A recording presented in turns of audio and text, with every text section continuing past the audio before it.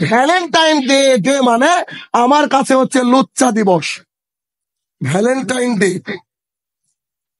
এটাও একটা আদবের খেলাম। কেমন? আমরা যদি আমাদের সন্তানকে আদব শেখাতাম তাহলে ভ্যালেন্টাইন ডে আসতো না।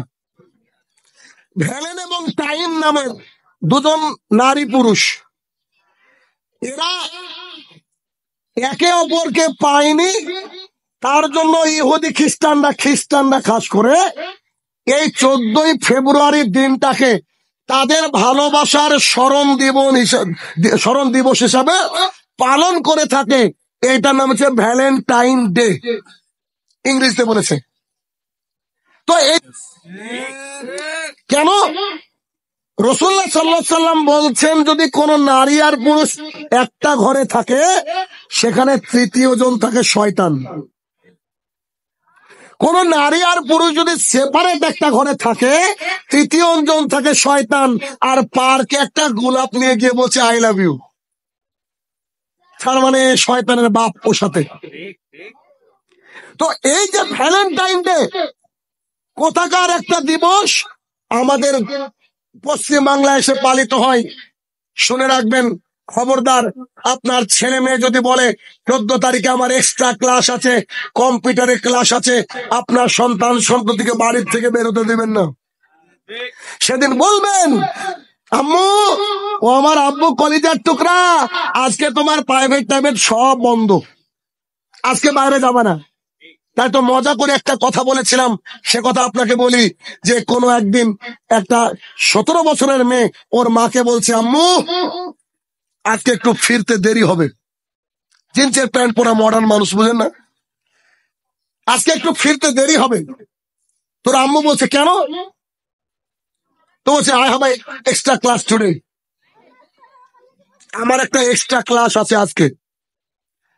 তো ওর আম্মু বলছে, ঠিক আছে আম্মা, তুমি যাও ক্লাস করো, আপত্তি নেই, তবে তোমার 17 বছর বয়স, আজ থেকে 20 বছর আগে আমারও একটা এক্সট্রা ক্লাস ছিল, যার ফল হচ্ছে, রেজাল্ট হচ্ছে তুমি।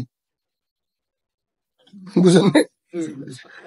আমারও তোমার বয়সের সাথে সাথে 1 বছর আগেই আমার এরকম একটা এক্সট্রা ক্লাস ছিল বলে আমি আমার মা বাবাকে বলে গিয়েছিলাম, তার ফসল তুমি। এখন তুমি এক্সট্রা ক্লাসে যাবা না বাড়িতে থাকবে? এখন ভাবো। কয়েকদিন আগের ঘটনা, বাবাকে দেখেনি, তার মাটা বুরখা পরা, পূর্ণাঙ্গ হিজাব, গোটা বাংলাদেশ হিলে গেল। মেয়েটার নাম সম্ভবত সুবা বা কিছু একটা নাম, মাত্র 11 বছর বয়স। আমার গায়ের লোম দাঁড়িয়ে যাচ্ছে কথা বলতে গিয়ে, তাদেরকে খুঁজে পাওয়া যাচ্ছে না।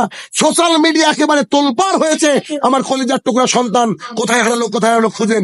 তখন মেয়েটাকে সাংবাদিক এক জায়গায় পেয়েছে, সে এক টিকটকার, সেটার নাম বোধহয় মামুন, গুলিস্তানে শাড়ির দোকানে 7,000 টাকা বেতনে কাজ করে। সেই ছেলেটার সাথে চলে গিয়েছে কোন এক কন্যা, 11 বছরের বয়স। সাংবাদিক তাকে প্রশ্ন করছে, সাংবাদিক তাকে বলছে, তোমার বাবার কাছে ফিরবা, তুমি কেমন আছো? মেয়েটা খিলখিল করে হাসছে আর বলছে, আমি ভালো আছি।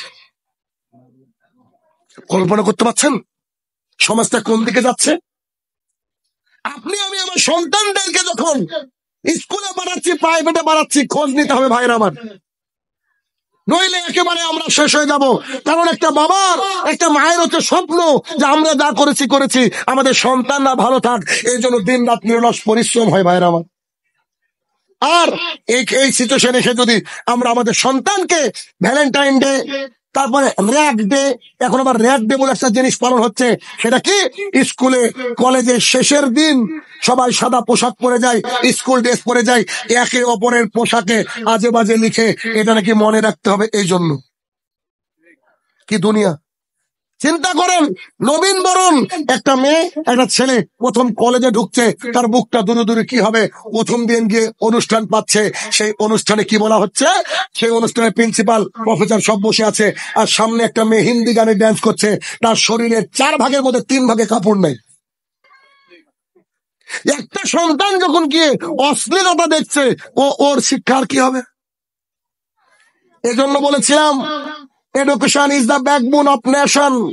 শিক্ষা জাতির মেরুদণ্ড, এটা মিথ্যা কথা, এটা হওয়া উচিত ছিল the proper education is the backbone of nation.